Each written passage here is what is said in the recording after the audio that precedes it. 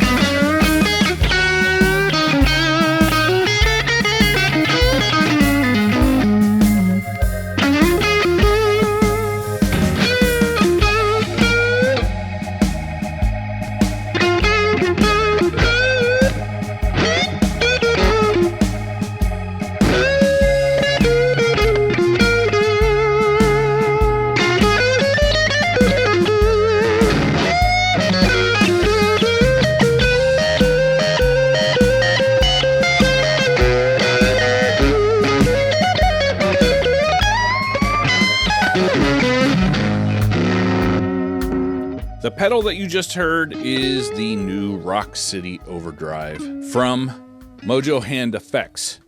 Now, let me be very clear up front. This is not a paid demo. I do not have anything against people who get paid for demos. I have friends that do that. I do not do paid demos because my job is to convince you to buy my courses. And if I try and convince you to buy pedals every other week, that's going to dilute the message. So when I make an exception to do a demo of a pedal, there has to be something in it for me. There has to be something that fascinates me about the pedal. The folks at Mojo Hand reached out. They asked if I'd be willing to try the pedal, and I said, I can't promise anything, but if you send it, I'll try it. And if I don't feel that it's interesting enough or I like it enough to do a video, I'll just send it back. But as I found out very quickly after plugging in, this pedal was not going to go back undemoed. These two knobs here solved a problem that I've had with a lot of my overdrives, and this switch here solved a problem I didn't even know that I had. So what we have here on the left side is roughly a Tube Screamer-ish style pedal with a Baxandall tone stack, which I'll explain that in a little bit. On the right side is kind of a blues breaker style circuit. Let me just go through those real quick. My clean tone, I'm plugged into a Blues Junior.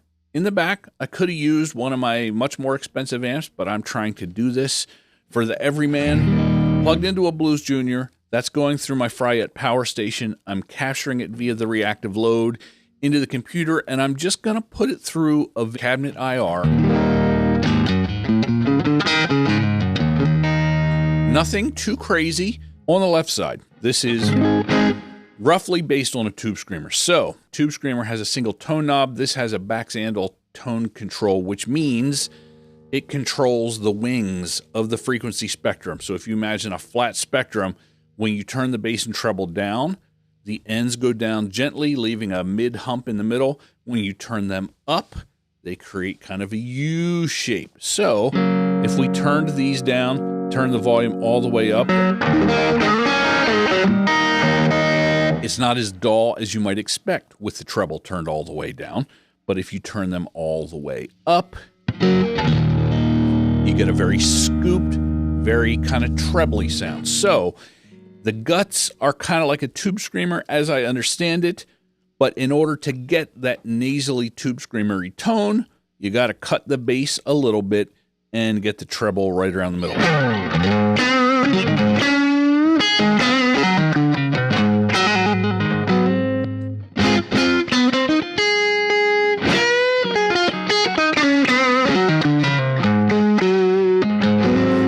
So you can get that kind of nasal tube screamer type thing, but you have the option of taking that nasal sound and making it more scooped if you want. The only disadvantage that I can think of to having this kind of tone control on a tube screamery type pedal is that it doesn't quite give you the same amount of nasally pinch that you get with a tube screamer standard tone control. You can get close, like I said, with the treble just about flat and the bass cut.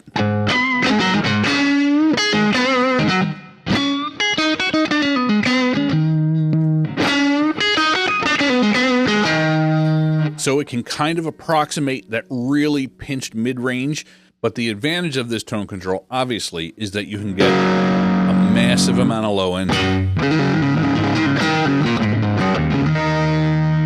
And you can get a kind of glassy high end that you couldn't get with a tube screamer. You got 3 different clipping options. Up is asymmetrical, middle is no clipping, and bottom is LED. How much of it you notice between those has a lot to do with what amp and speaker that you have. So my only quibble with this side is that if you turn the gain all the way down, you get almost no signal out of the pedal.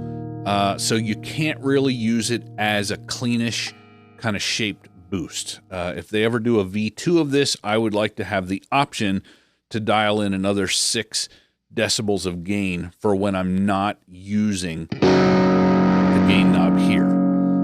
By the time you get this up to where it's unity, you have to dial in some of the grit here, okay? That's a small quibble. Okay? Right side. Let's start with a push knob down. Gain, volume, tone, not too confusing. Same clipping options as the other side. With the push knob down, the pedal sounds kind of glassy. Kind of on the verge of maybe being a little harsh. But watch what happens when I dial in the push.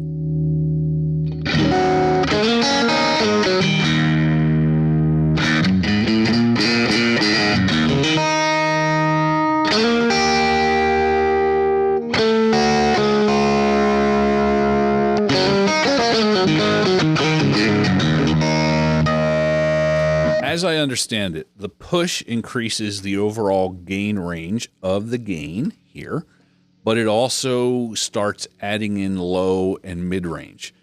So you can go from something that's like this.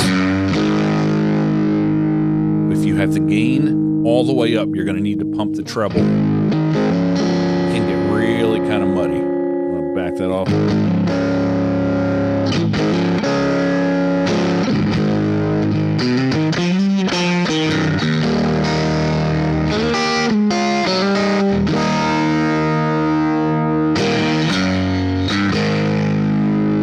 Back off that gain,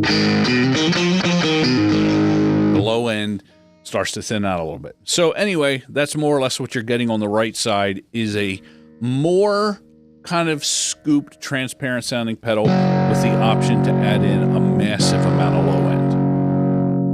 Okay, so that's the overall topology of the pedal. Now let's talk about stacking, and that is where this switch comes into play. Basically, when you point it to the left, that means that the left is coming first in the order and going into the right. If you point it to the right, that means right is feeding into left. The way that I would most normally do this, if the middle position, which is parallel, didn't exist, I would most often use it right into left. I would use the left side as my kind of first stage of soloing.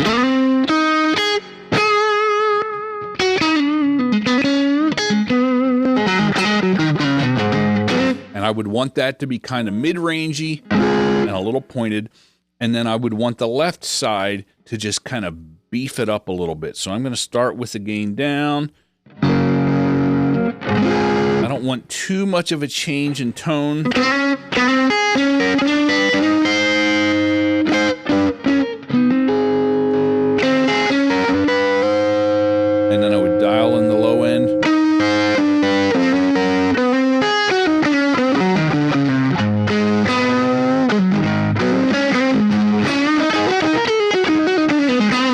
Sometimes when you're stacking in series like this, the high end starts to the high end of one side starts to mix with the high end of the other side, and you get a little bit of cancellation. This has plenty of brightness on tap that you can punch through.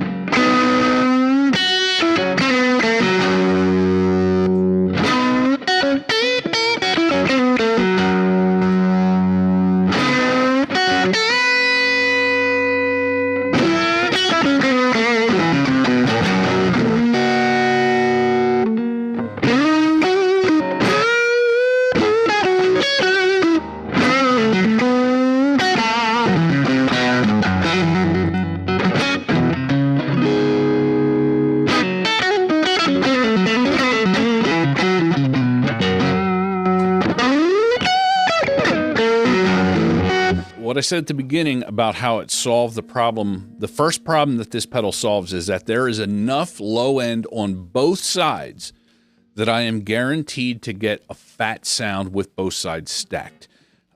Sometimes on an overdrive, if you have a side that is kind of like a tube screamer, it just does not have enough low end that when you push it with something, that's typically what I do. I have a thin, mid-rangey sound as my first level, and then I push it with something a little bit fatter. Usually, what I'm pushing it with doesn't have enough low end to beef up the tonal limitations of the tube screamer side, if that makes sense. Whereas here, got so much low end on tap.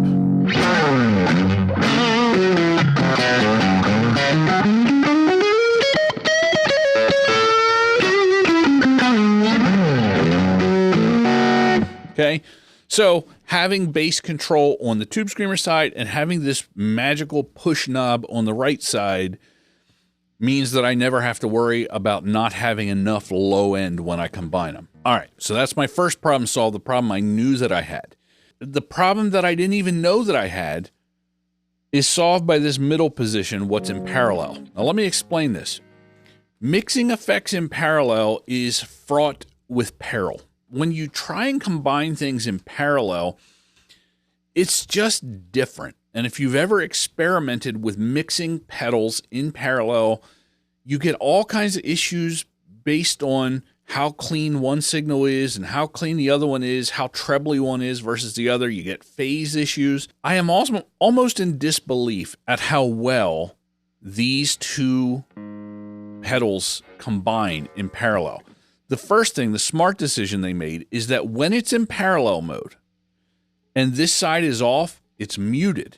It's not passing the clean signal. Let me show you what I can do with this pedal that I didn't even know that I wanted, but it turns out I wanted it a lot. I'm going to turn the treble down. I'm going to get this set up for kind of a cleanish but fat sound.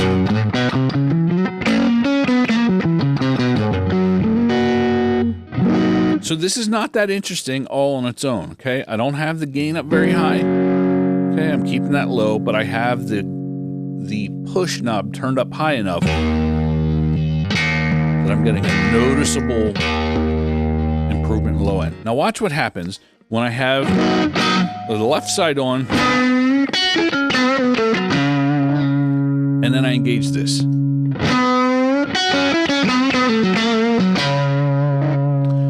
Compare that to when this is pushing that. It changes the whole sound of everything that's happening. The low end is the high end. The high end is completely kind of muted out. It did get fatter, but in a way that sounds more kind of distorted. If I put it back to parallel,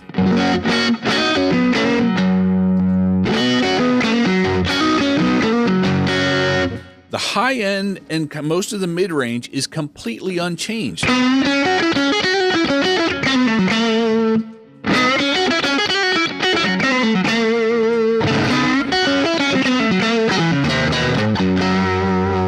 What changed is that as I get to the lower notes, from the right side, I'm mainly providing a fatter, mostly cleanish sound without a whole lot of treble. So when it mixes them together, it takes the low end from this pedal, which isn't very much, from the left side. See, I have the bass turned down, so this is kind of a thinner sound over here. It's taking that little bit of low end on the left side, and it's mixing in the bigger, cleaner low end on that side. And it's making my sound fatter, but the low end is not getting more distorted, and the high end is staying the same.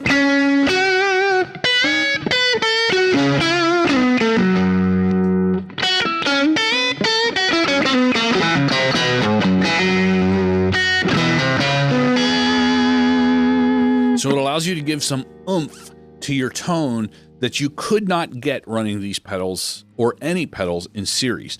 Now, if you want to combine more varied sounds, I could make this a very trebly, gainy sound.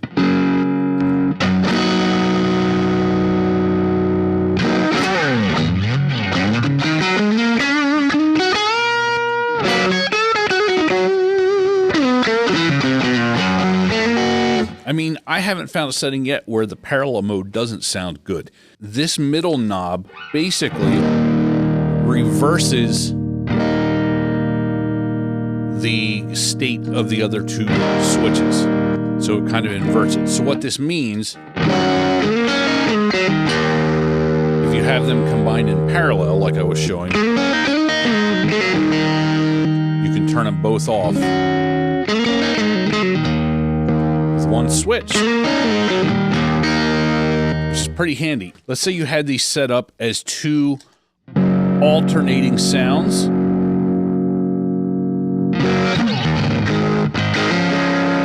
Kind of a mid-range focused on the left and a more scoop sound on the right. You can swap between them with using that middle button.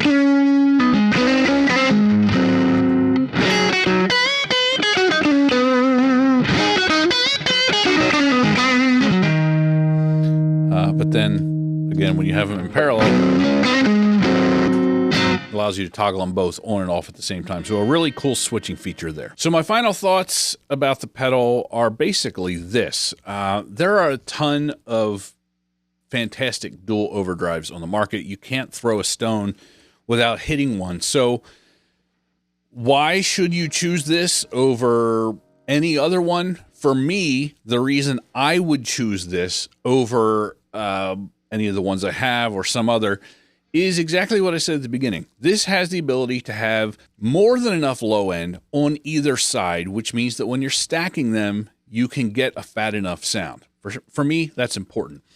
The fact that I can run them in parallel and get that kind of hybrid, dirty, high-end, fat, cleanish, low-end combination is like an added bonus. So if those aren't pain points for you, then, you know, I can't promise that this is going to be the most amazing pedal you've ever played for you and your style. All I can tell you is that for me and the way that I play and my goals, this does things that no other pedal that I've tried can do.